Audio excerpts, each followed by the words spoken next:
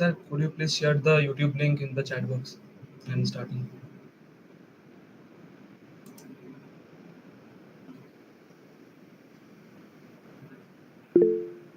Okay, so good afternoon, everyone.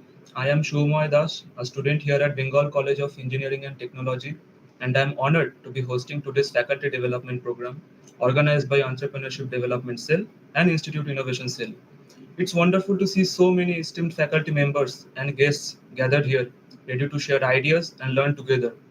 Firstly, I would like to extend a warm welcome on behalf of our college to all of you. This program was designed to help us grow as a community, to extend knowledge, and to develop new skills that will benefit both educators and students alike. Now it's my extreme pleasure to introduce our session chair, Purva Mukhopadhyay ma'am. We are honored to have her here to guide us through today's session. Moving on to our fourth session, the topic is improving healthcare information processing using machine learning and Internet of Things. I am delighted to introduce our speaker, Dr. Sriparna Shah ma'am, who serves as an assistant professor in the Department of Computer Science and Engineering, specializing in machine intelligence and gesture recognition. Her research includes contributions include leading projects on artificial intelligence applications in game psychology and cognitive rehabilitation through sensory perception. She has secured notable research funding, including a 1 lakh grant from MacOut for studying psychological effects of games and a 10 lakh UGC Basic Scientific Research Startup grant for her work on cognitive rehabilitation. Today, in this session, Dr. Sriparna Shah ma'am will give us an insight on the topic improving healthcare information processing using machine learning and Internet of Things. Without further ado, please join me welcoming Dr. Sriparna Shah ma'am to share her insights with us. Over to you, ma'am. Good afternoon to you all. I think I am audible to all of you. Can you please Yes, ma'am. confirm? Yes, Yeah, ma'am. You're okay. clearly audible. Okay, so I'll be starting the screen sharing.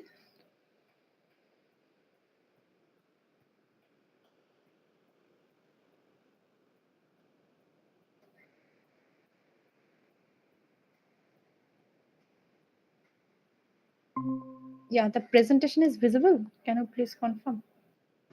Yes, ma'am. It's clearly visible. Okay. So, good afternoon, all of you, and thank you for inviting me over here for this invited lecture.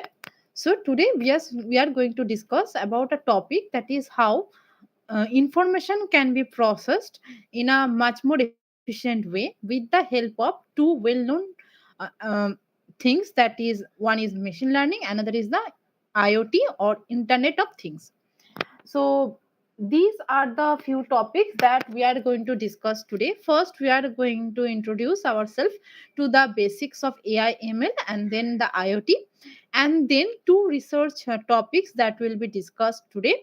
Then, what are the results that have been obtained by that research, and then finally, we are going to conclude our discussion.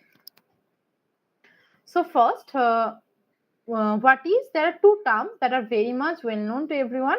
One is AI, another is ML, so artificial intelligence and machine learning. So what is AI? It basically a science field where development of algorithms are there such that the computers can learn to do the task without being explicitly programmed. So that is basically without any human intervention, or each and every time human intervention, if the machine can perform automatically, that's basically our aim. So that is being done using the learning mechanism. So this learning mechanism of doing something without being told each and every time, that is basically known as machine learning. So this machine learning is a subpart of AI. It basically focuses on the data, and based on the data it makes some predictions what to do with that data. So now, whenever we are discussing about learning, so basically, we are there are two types of learning. Basically, one is by which we learn, that the human learns, that how we learn basically based on our human intelligence. Suppose there is a pan in the gas stove and it is currently being too hot. So should I touch that with my bare hand? If I touch it, then my hand is going to be burned. So that is basically the human intelligence, that a heated pan should not be touched with the bare hand. That is the learning we have. Now, if that learning can be transferred to a machine, then that is the artificial intelligence. And this transferring of the learning from the human to the machine, that is basically has different algorithms concerned. So different algorithms, and each of the algorithms have some pros and cons. So that is dealing with the machine learning. So whenever I'm saying that I'll be or we are trying to transfer our intelligence to the machines, so now machines can be of physical machines like the robots that you can see in this particular slide, or there can be machines like soft robots or soft bots like the search engines, like Google search engine. So that's not a typical types of robot is there, but it is working based on taking some human intelligence, or it is learning how the results should be given whenever you give a particular search query. So that is the transferring of intelligence from the human to the artificial agents. So now the learning can be of three types. One is the supervised learning, another is the unsupervised learning, and then we have the reinforcement learning. So supervised learning, as the name suggests, it is basically based on some supervision.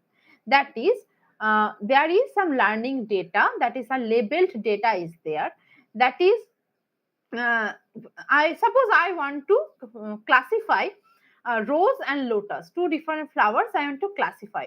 So the training data set, that is data set can be segregated into three parts. One is the training data set, and is the validation data set, and then testing data set. The data set by which we are going to train our system, that is the training data set. So if the training data set is a labeled data, then whatever with the learning we are doing, that is the supervised learning, or we are doing the classification. Now, supervised learning can be of two type. One is the classification, another is the regression.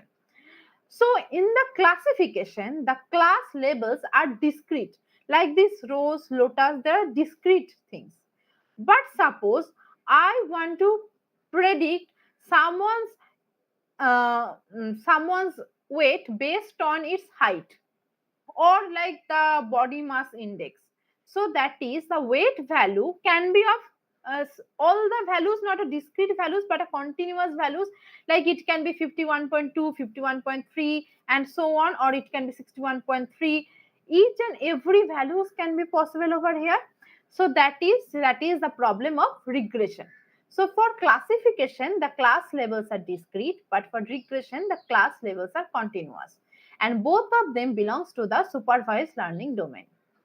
Now, when the training data set are not labeled, that is, we are dealing with unlabeled data, that is, without any proper supervision, learning is happening. Then we are basically clustering, that is, we are grouping the data into different clusters. Then that clustering is known as unsupervised learning. Now there is a third type of learning, that is the reinforcement learning. Reinforcement learning means, suppose you have got a good marks in a mathematics subject, and your parents are going to give you a reward for that. Or if you got a very bad marks in that particular subject, so you will be scolded. So that is basically based on the concept of reward or punishment, so based on the concept of feedback. So that is the reinforcement learning algorithms.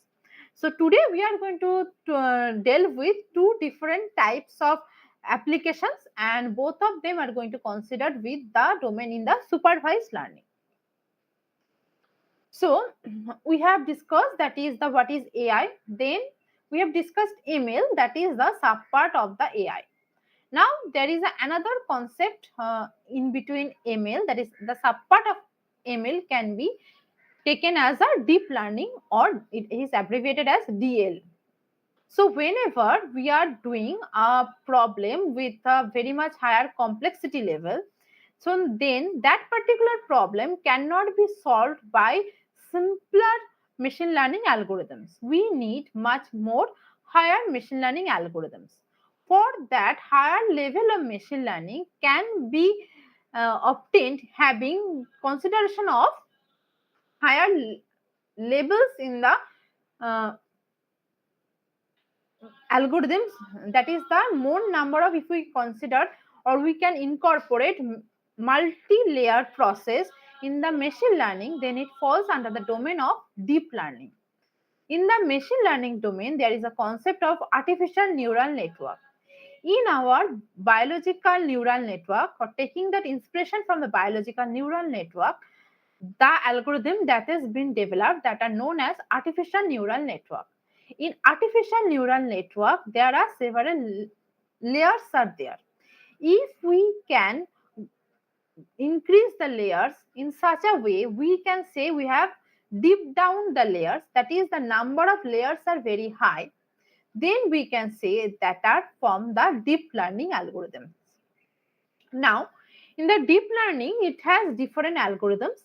One is the simplest one, or much more you can be much more familiar with that. That is the CNN, or convolutional neural network. It basically, or it mainly deals with the image processing things. So suppose you have been given several images and you have been told to say that this particular image belongs to the different categories of like bedroom, bathroom, or drawing room, or it is a garden, or different types can be there. So that is, so this is the image has been given. Okay, so this image is the bedroom image. From that low level features, so these are the input image pixels that are being captured, and then it can form the edges and then the textures. So from the low level features, we are going to the mid level features and then high level feature, and then it goes to a fully connected neural network, and then the output can be, that is the which part of the room it is. So that is the output you can get from here. So that is the one application of deep learning. So now, as today we are going to discussing about the information processing using not only AI but as well as using the IoT. So where the application lies, like suppose there are the elderly people are staying at the home and there is no one there to take care of that particular person. So for the elderly person, it is very common they can fall. So if there is a elderly fall is detected, then if then and a proper with the proper high accuracy of elderly fall detection, if we can alarm the nearby hospital, then from there doctors or caretakers can come to from the nearby hospital and they can take care of the elderly person who have been fall. So for this elderly fall detection, it's one application area that we are going to discuss today. And this particular application that are going to be solved using deep learning algorithm, as well as we are going to need IoT over here for solving this healthcare related application. So as already discussed, that is our aim is to alert the nearby hospital or like the one concerned person if there is a fall is there in the particular home. So for that, to detect that there is a home is not home in the, sorry, to detect whether there is a fall is there or not, we need different types of sensors. So that sensors can be wearable sensor that are connected with the human body, or the sensors can be not connected with the human body. So now there are pros and cons of each of the sensors. So for the wearable sensors, uh, it is obviously that their accuracy is much higher. But what's the cons of that? Sometimes the elderly person cannot wear it, he has forgotten to wear it, or the sensor it can be destroyed by the certain waterfall, or the person suppose sleep wearing that sensor, then the sensor can be destroyed by the body weight. So there can be several cons of that particular wearable sensors. and those are much more complex and expensive, so it's not possible for everyone to afford them. So we are going to have a non-wearable sensor, so a sensor that is going to be placed at one particular point of the home, and it is going to gauge the human actions in each and every point, and based on the human gestures that are going to be classified using the AI algorithms. Now, why we need over here the IoT? If we don't have the IoT, it is basically becomes a very narrow domain or a local area approach. A person can get fall and it is being detected, but it cannot be, or the nearby hospital cannot be alerted by them. The alert can be generated or an alarm can be generated in that person's home itself, but that alarm cannot be heard by the neighbors or uh, any other person. So the nearby hospital, how we can address to the nearby hospital or to a person, the person is very far away from that elderly people, so for that particular area, or to have a much more scalable and stable system that are going to allow us a real time processing, we need the IoT platforms. Now whenever we are saying about that we are going to implement different types of sensors, we can have more than one sensor at a time. If we are going to use more than at one sensor at a time, it can give us much more computational complexity. So to reduce that complexity, we are going to use only one particular sensor for this particular application area, and uh, to have processed the data in a very less amount of time or a very fast processing, to ensure that we have used IoT as well. So these are the two uh, uh, reasons of using AI as well as IoT for this particular application area. So how the particular work is happening over here, you can check over here, that is the person is doing his or her daily activities. While doing daily activities, the person may get fall. If a fall is there, so that particular body gesture need to be recognized. So throughout the whole day, the person's is being gauged by a Microsoft Kinect sensor. So this Microsoft Kinect sensor has different uh, cameras, IR camera, RGB camera, and as well as multi-array microphone. To gauge the person throughout the whole day, we have taken into consideration these cameras of the Microsoft Kinect sensor. And from these, the person's gestures are being captured each and every time. And that data has been transmitted to a cloud server where cloud computing has been done.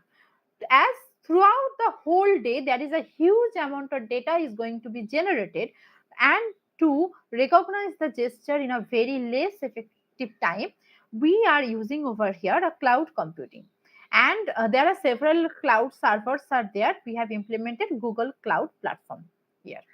After the data has been taken, the data has been augmented, that is the images that are being captured by the Kinect sensor that are being augmented. Why we need augmentation, that we are going in the later side. And then the classification has been done using convolutional neural network. The basic principles of CNN has already been discussed in the few slides earlier, so we are not skipping this. And then if there is a fall is detected, then alarm will be generated to the caregiver or the family, and medical response aid will be given to the fallen person. Otherwise, if no fall is detected, then we continue to record the data uh, throughout the whole process. This is the idea of this fall detection approach. So as already told, that is it is a Kinect sensor. Kinect, the name came from the word kinematics. This is the Xbox 360 machine. There are several models of the Kinect sensor available in the market. Here you can check there is a multi-array microphone is there, that is to record the voice gesture that are not taken into consideration for this particular application area. Then we have a light emitting diode or LED that is going to show us whether the system, that is the kinet sensor, is getting power or not.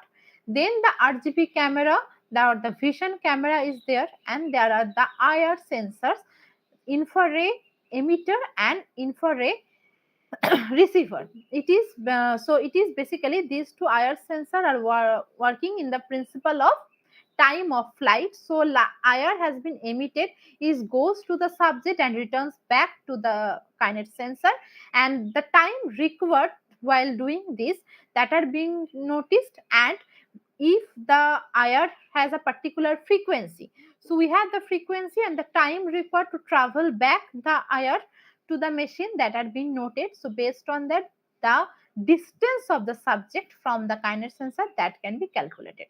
And there is a motorized tilt is there, that is the person is moving throughout the day, so it is doing its his or her daily activities. So while moving that uh, throughout the day, the kinet sensor need to adjust itself such that it can properly locate the subject. So there is a motorized tilt is there, and this kinet is work in the range of 1.2 to 3.5 meter range. And so if we need to cover a larger area, then more than one kinet sensor may be required. This particular setup you can check over here, that is the kinet sensor is there, and there is a subject is there in the monitor screen. You can check that is a subject is there. This is the depth data that is being captured by the IR sensors present in the kinet sensor, that are the depth data. And here, that is the skeletonized data, that is basically the um, can be uh, given by taking into consideration depth data as well as the RGB image. By processing these two information, the skeleton data can be obtained. And this is the RGB image that are being captured by the kinet sensor. These are the 20 body joint coordinates that are being captured by the kinet sensor in three-dimensional space. So in each frame, 20 body joint, and each with 30, each with three-dimension data has been recorded. And the kinet sensor of 360, that is kinet Xbox 360, has the frame rate of 30 frames per second. Now, so you can understand there is a huge amount of data we are going to capture. So it is a 30 frames per second. If we can reduce the frame to 10 frames per second, then also in each frame there will be 20 body joint, and each body joint having into consideration of uh, the 20, three-dimensional data. So that is a huge amount of data that are being captured. And if we are considered about the depth data and as well as the RGB image, then also that huge amount of data need to be processed. If we are going to process the data in our local server, it is going to take a huge amount of time. Now a person has been fallen, we don't have that much of time to give, and so we need a faster relief. So caregiver should reach immediately to that person to win. So we need to process the data in a very less amount of time. So then we are taking the help of cloud computing over here. And this particular system needs a continuous data transmission, not a particular amount duration of time. You cannot say the person is going to fall in this particular duration of the time. The person can fall anytime. So continuous data communication is needed. That is also another importance of using of cloud based web service. Now, whenever a fall has been occurred or not, that continuous surveillance is detected and monitored, and based on that, we can compile a history of incidents, like the person has been fallen this many times in the last 1 month or something like that. That can be also done over here. Now, why we need data augmentation? So we have already told we have a huge amount of data can be captured. But whenever we are capturing the data in our university laboratory setup, it is not possible to capture that huge amount of data due to the availability of the subjects. Or whenever we are dealing with different type of human subject, we need ethical committee clearance. So whenever we need the ethical committee clearance, whenever you are capturing the data, you need the presence of a doctor.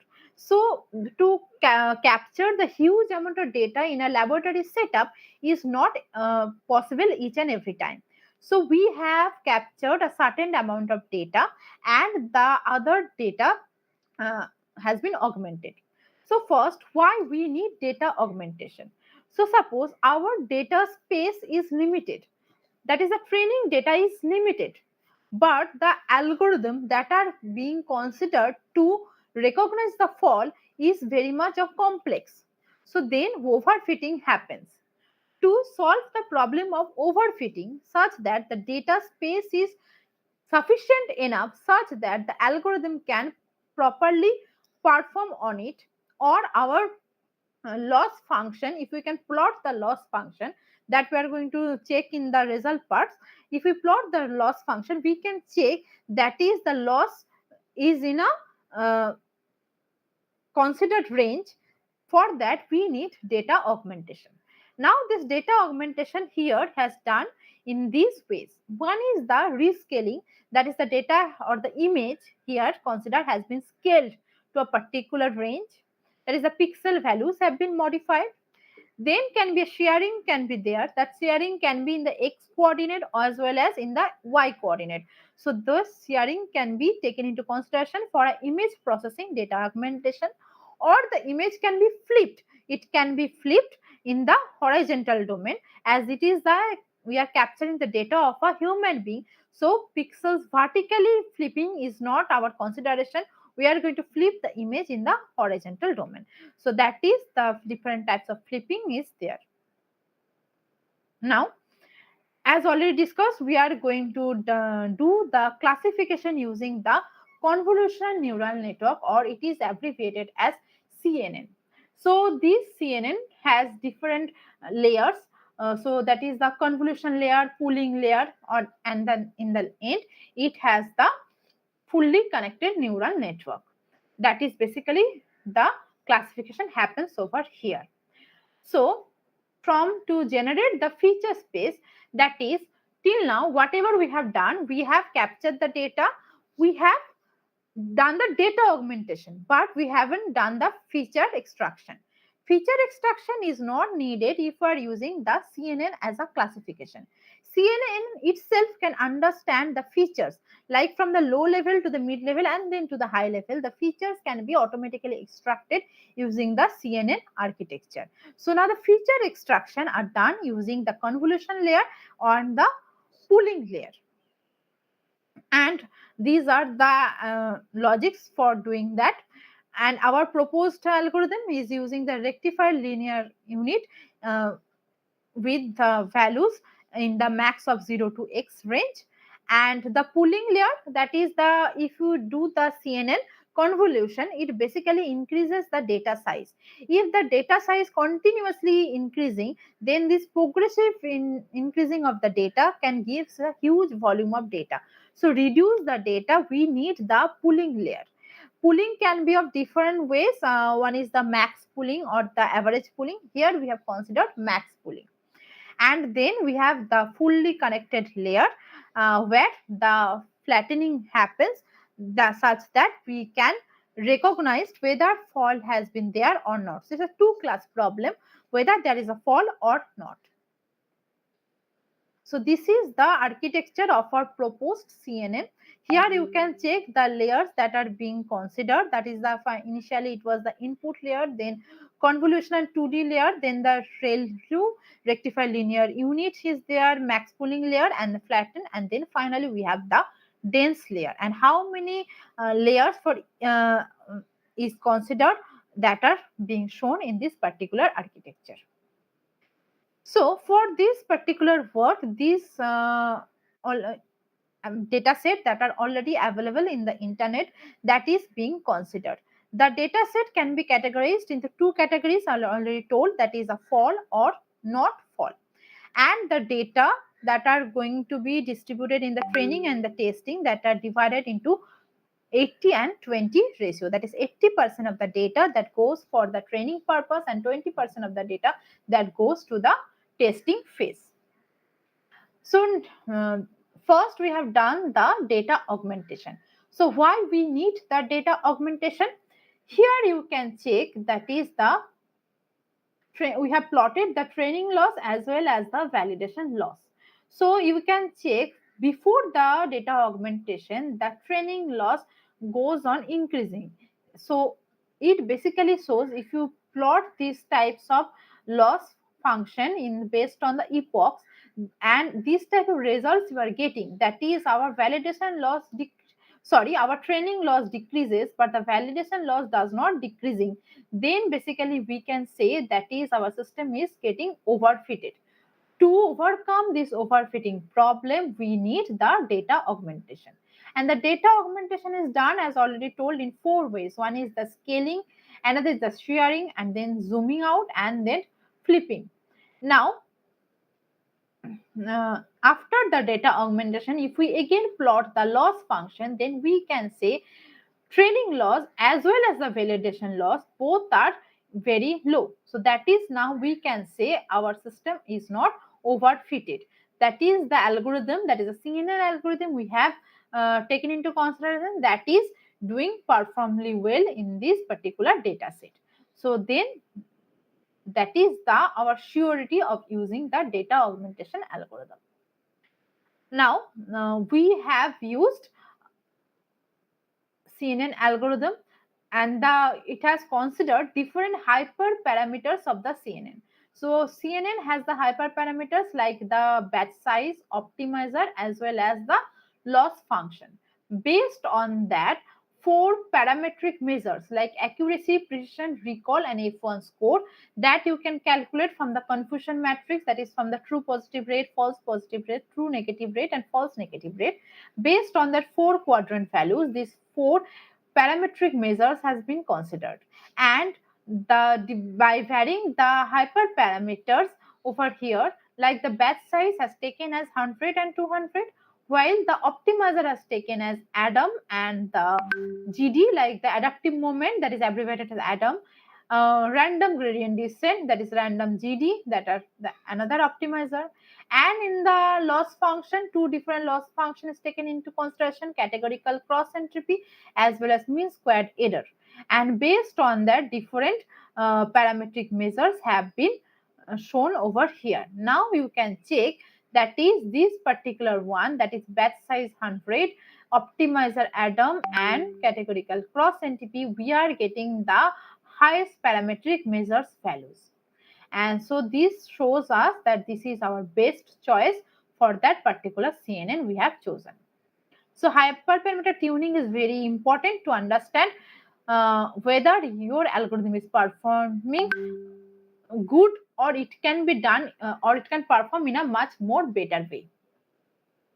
Then our particular algorithm, that is our proposed CNN, that is the in the CNN the number of layers that are being considered, that has been varied. CNN is a very popular algorithm, but the CNN we have considered, the layers are changed, and that is the number of convolution layer, number of pooling layers that are being changed. So our proposed CNN has been compared with the other existing or well-known CNN algorithms like LayNet and Visual Geometry Group, that is a VGG16, as well as with Residual Network or ResNet. And for each of the case, we have plotted the ROC, receiver operating characteristic curve, over here, and the AUC, area under the curve, values has been noted. And each of the case you can check, our particular algorithm is given as the highest AUC value, that is the 0.75. And if the higher AUC means the better or the best algorithm for this particular problem. And the second best we can say, that is AUC of 0.62 for the LayNet algorithm. Now we have done the cross validation to check the average error rate produced in our particular classification algorithm. So for our proposed CNN, we have considered the five-fold cross validation. Five-fold cross validation means the total data set, that is total training data set, is split into five equal parts. Now from that five equal parts, four subparts are considered for the training and other part for the validation. Now this is repeated for each of the time, like first four has been taken into consider for training, then the from second to fifth are considered for the training, and so on. And after is the procedure has been repeated five times. So that is each of the subset has been considered as the validation data set exactly once. So we have five AER values. So AER 1 to AER 5 values are there, and the average AER value has been given over here. And you can check that is the average error rate or AER value is very small. So we can say our algorithm is performing good. Now the algorithm is compared with these four uh, um, existing models, and for the subject one their confusion matrices values are given. From this confusion matrix value for the subject one, it is also can be told that is our proposed CNN model outperforms all the other existing CNN models that are being considered for this particular work. So what we can conclude for this particular discussion, that is this CNN algorithm is performing very well to detect the false, and if the false is happened, so we can alert the caregiver or the relatives of the particular subject. And this particular algorithm that we have considered, that is a non-wearable device, that is a kinet sensor, so it's a non-intrusive monitoring we are doing. So it basically not going to interfere with the older person regular activity. Suppose you have to wear something in your knee, so it is basically sometimes can be very much tiresome, or it is can be very much weird to wear it the sensor throughout the day. So that type of obligation is not there for this particular subject. The subject can do its daily activity throughout the day. Then our CNN algorithm is very much dependable, and it's very precise in identifying the false. And in the real world settings like the homes, this type of algorithms can be very much reliable to assess the hospitals or the other nearby persons.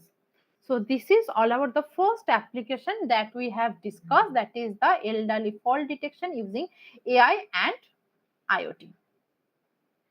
Next, we'll be moving forward for the next application, that is the intelligent navigation of submersible remote robot using the EMG electromyogram signals.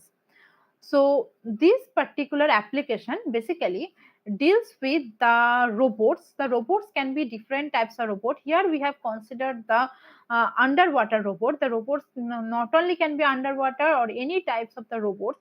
Suppose you need to control the robot in such an environment where you cannot reach.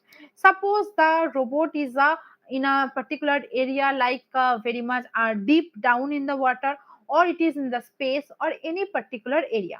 To control the robot, we can have different user interfaces. Like the user interfaces can be joysticks, but having to control the robot in a joystick, then the controlling action is very much limited. You can do certain actions like moving up, down, left or right. Those type of actions are only limited for the robots. But suppose we want to maneuver a humanoid robot or a much more complex robot than that, then we need human types of controlling actions. So the actions can be the human gestures. Apart from the human gestures, we can have EMG, that is electromyography signals, electroencephalography EEG, electrooculogram EOG, or different types of bioelectric signals. By that, we can attain human machine interaction, that is going to exchange the information by interacting among human and machine through a user interface.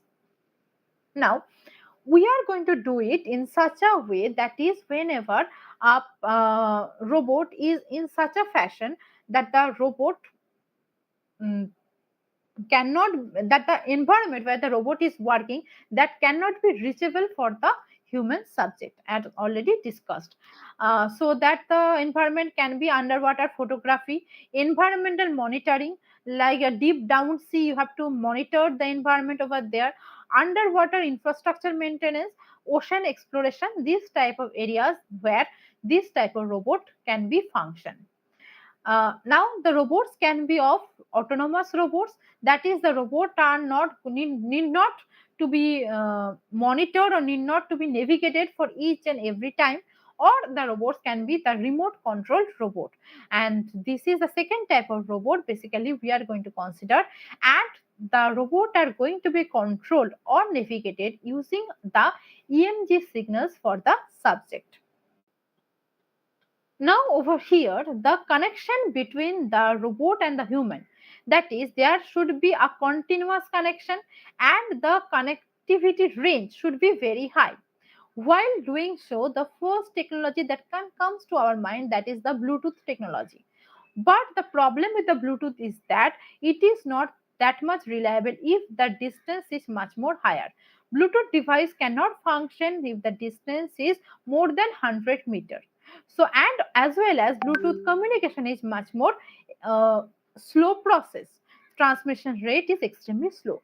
So for that, Bluetooth technology is not our solution. So what we have done, we have alternatively go for the IoT systems, that is the Internet of Things.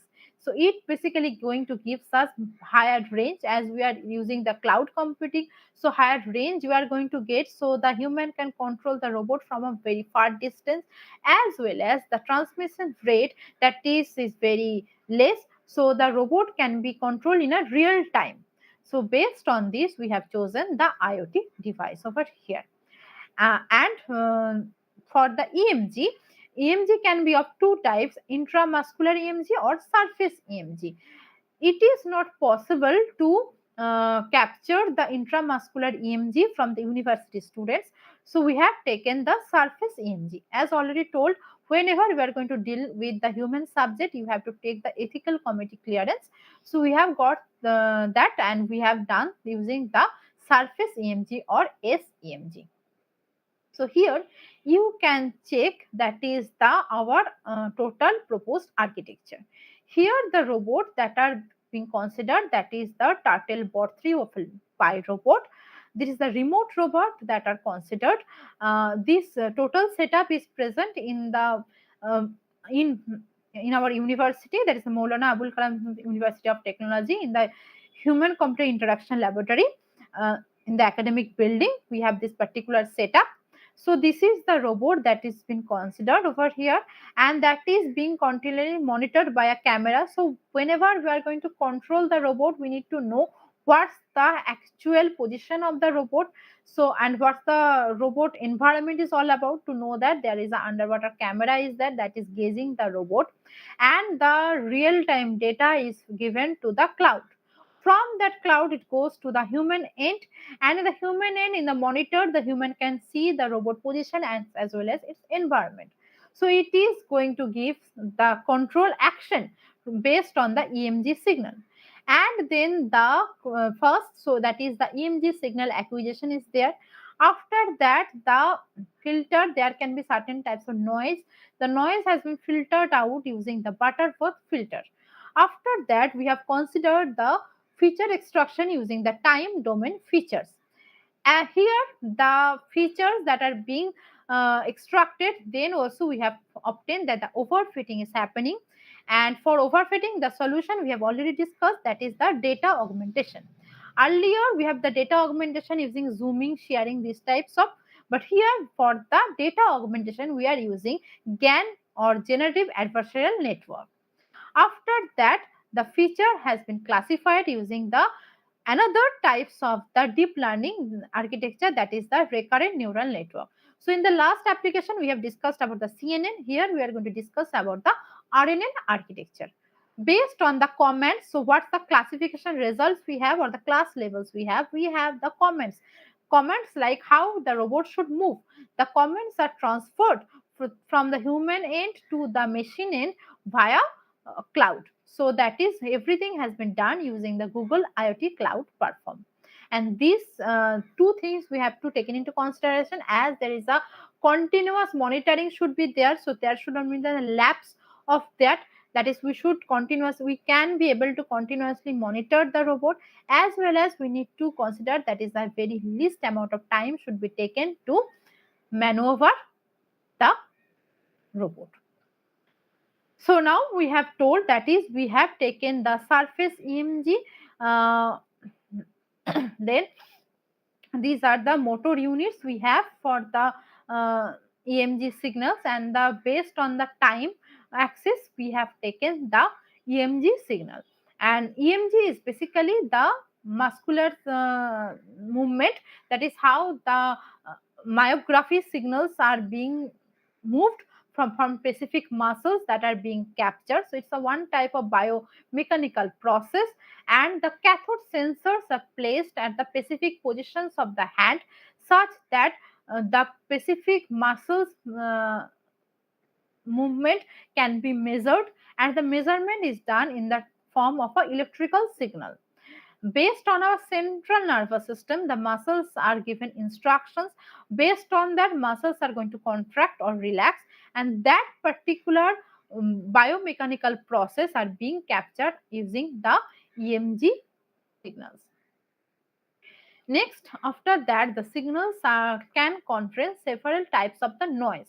To remove that noise, there can be different types of filters. So now the digital filter can be of two types. One is the IIR or another is the FIR. Infinite impulse response or IR filters is need is those type of filters when the feedback is present in the filter architecture, and when the filter reaction once an impulse reaches zero after a specific or a defined amount of time, then we have those type of filters are known as finite impulse response or FIR filters. Now we have taken into consideration the Butterworth filter. It is a type of IR filter for producing, and this particular filter is chosen as it produces a output response with no ripples in the pass band, and it is a very effective filter in replicating the characteristics of an ideal filter. And using this Butterworth filter, noise can be cut off using this particular equation, and these equations are very known if you have done the digital signal processing. Now, then the from the processed signals, 15 time domain features have been extracted. These time domain features are very can be easily obtained from the internet. If you can search that equations, everything can be easily obtained. So I have not given the equations over here. From each of the from each of the signals we have captured, for each of the frame we have captured basically 15 time domain features, and these are the 15 time domain features. Now we have gone for the data augmentation. So this time we have done the data augmentation using the GAN network or generative adversarial network. So why we need data augmentation, that has been already discussed thoroughly. So again I am repeating it for avoid the overfitting issue. That if the classifier is a much more complex and our data set is very much simpler, then we need data augmentation. Now we have used over here the GAN or generative adversarial network.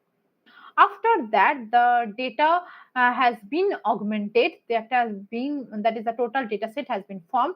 Then the data set has been passed through recurrent neural network, or it's a type of the artificial neural network where uh, we have hidden layers that are going to maintain the internal memory or the hidden state, and based on that, it's basically this type of classification is much more suitable for a time domain feature. So it's a EMG is a time domain feature, that is one particular signal value is dependent on its previous signal value. So that's whenever we have a current phase, previous phase, then that type of signal, that is a time dependent signal, this type of RNN architecture much more suited.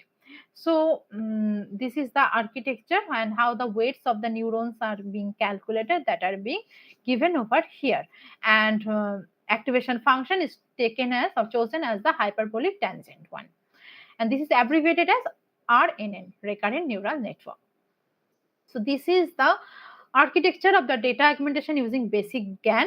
That is the it is going to generate more data in the concept of a fake or real. That is a discriminator is there that is going to discard the fake and take into consideration the real one. And there we have a recurrent neural network.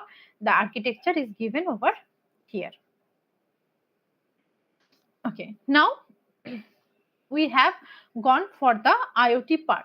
So why we need IoT, that we have already discussed, that is to have a continuous surveillance or of the device, as well as to process the data in a very less amount of time, we need the IoT devices. So IoT is basically a collection of physical devices that are connected wirelessly or through wired connections. That is there we have the sensors that are going to acquire the data from the external environment, and data is going to be stored in a particular location. This location can be in the device itself, or it is for our particular application we have stored the data in the cloud, and the processing of the data is done using the AI algorithms, that is the GAN as well as the RNN that are being considered over here. After is that the instructions or the commands to the robot has been sent through the clouds, and the desired task that what we need the robot to be do, that what the actual utility of that robot for what the robot should do in this particular environment, that are the comments are transferred from the human side to the robot side using the IoT devices. So for this particular application, we have taken into consideration the Google Cloud services. Amazon and every or many other have different cloud platforms. We have used the Google Cloud services. With this particular message queuing telemetry transport MQTT, that is a machine to machine protocol of IoT connectivity. This particular protocol needs a low bandwidth, and it is very much suitable for IoT applications. And the robot, from the robot end we have the robot operating system. The robot we have considered, that is the turtle bot 3 wife waffle pie robot. This particular robot is have the robot operating system ROS with the platform Ubuntu version 16.04. The computer that runs that is doing this thing, that is the specifications of the computer that is being given over here, and the recording video speed for the robot data in this 4K at the rate of 30 frames per second.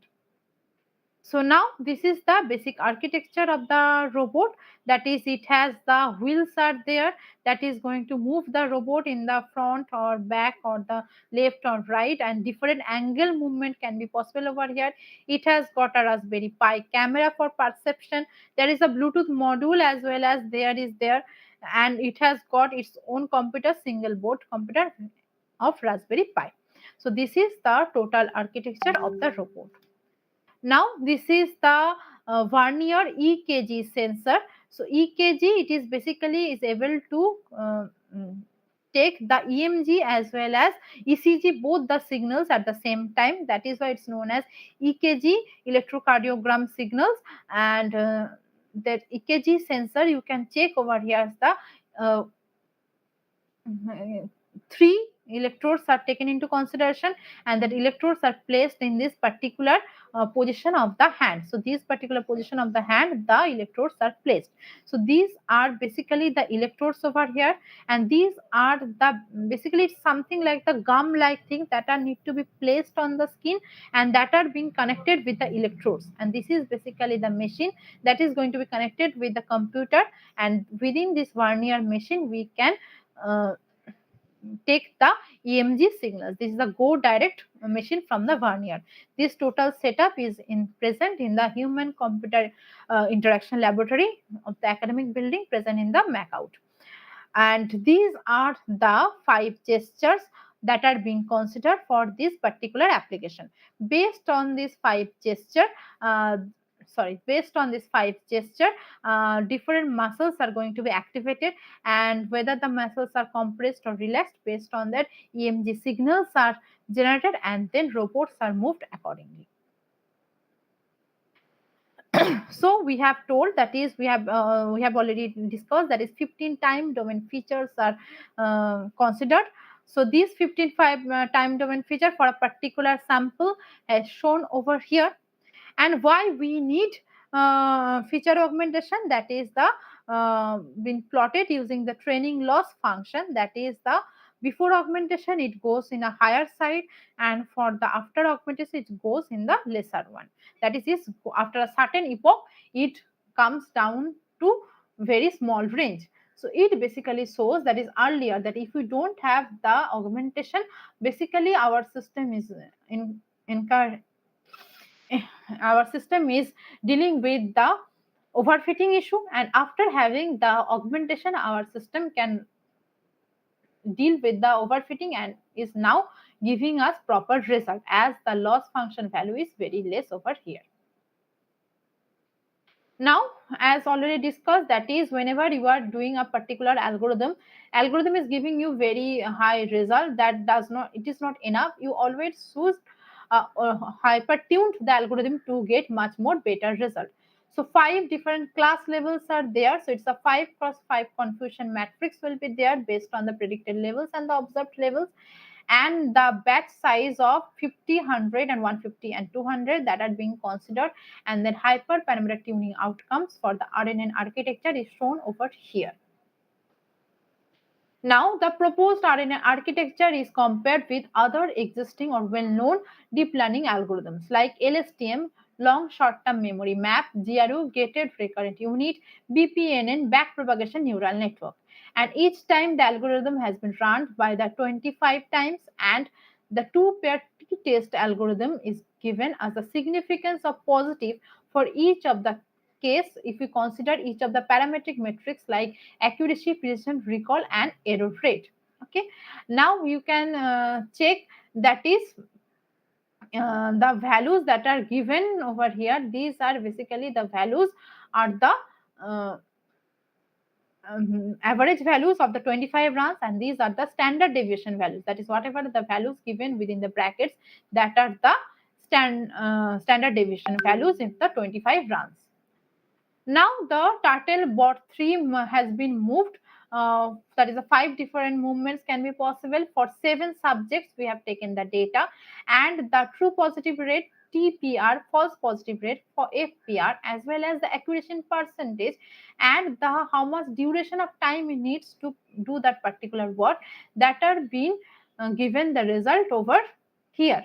And you can check, that is the accuracy that we have got, it's around 90% over here, and the second duration is very less, that is not even a single second is needed for maneuver or the navigate the turtlebot 3 if we implement our proposed algorithm using AI and IoT.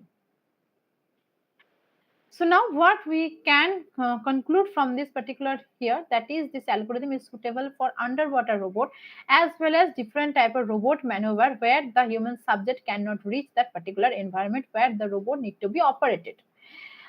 Different types of other human computer systems, that particular algorithm can be extended. Then we have discussed about the GAN, and it's as due to our time complexity, it's not possible to delve in the details of the GAN architecture, and it is being done to generate data to avoid the overfitting problem. And that is the experimental outcomes are validated using the RNN with the accuracy of 94.5% we have obtained. And while the need of IoT over here to render the system to have a seamless data flow. So this is all about today's presentation, and these are the links that you can take into the screenshot if you need to go to the university website, or you need to check my research publications, you need to go to the Google Scholar. There are certain videos are available on different topics of AI and ML in my YouTube page, or if you want to connect with me in the LinkedIn, you can message me or drop the connection request over there as well. So with this, I would like to conclude the presentation and looking forward for your questions. Thank you so much, ma'am, for this informative and insightful session. Hope Thank the you. participants has also learned a lot from this session. And ma'am, throughout the session, we have received some questions. So, with your permission, may I ask the questions? Yeah, please. Thank you, ma'am. So, the first question is, how do you address the potential high cost associated with IoT infrastructure and ML development in healthcare? Okay, so IoT device that we have used, that are basically the free platforms we have used, the Google Cloud platform. So we don't require any cost associated with that. And if you want to basically deal with the, like you have to make a industrial application, you need to take into consideration the cost associated with that. So without any particular cost, the problem cannot be solved. As the problem, when the problem is of continuous working as well as high speed, if those two are needed, then certain amount of cost you need to bear. Okay, ma'am, thank you. The next question is, what are the limitations of CNN when applied to the task requiring reasoning or understanding beyond pattern recognition? Okay, so it basically deals with the whatever types of the inputs you are giving. So whatever with the training data set, if the CNN is not properly giving you result, proper accuracy is not given. So that basically means you are not considering the different aspects of the training data set. Much more wider range of training data set need to be considered. If you consider a higher range of the training data set, the CNN can have better result. Or you can consider different architectures of the CNN as well to solve your problem. Okay, ma'am, thank you. And the next question is, how can CNNs be made more robust to adversarial examples or attacks? Okay, so based on the convolution layers, modifying the convolution layer or the pooling layers, or different type of CNN algorithms are there based on changing these or different increase in the much more layers in the CNN, we can solve these issues. Okay, ma'am. And the last question is, in what scenarios does ReLU avoid the vanishing gradient problem and when might it still occur? Okay, so if there is a vanishing gradient problem, there is a solution of skip connection. So you need to have the skip connection solution, then the vanishing gradient problem is going to be solved. Okay, thank you so much, ma'am, for the session once again. And thank you all the participants also. And in future, we hope that we will be having more these kind of sessions informative from you. Uh, Thank you so much, ma'am. We are looking forward with it. Thank you so much for inviting me over here. So And should I leave? thank you, ma'am, for your time, Yes, ma'am. ma'am. Okay, Thank you, ma'am. ma'am. Sure. Thank you, ma'am. Thank you. Thank you, everyone.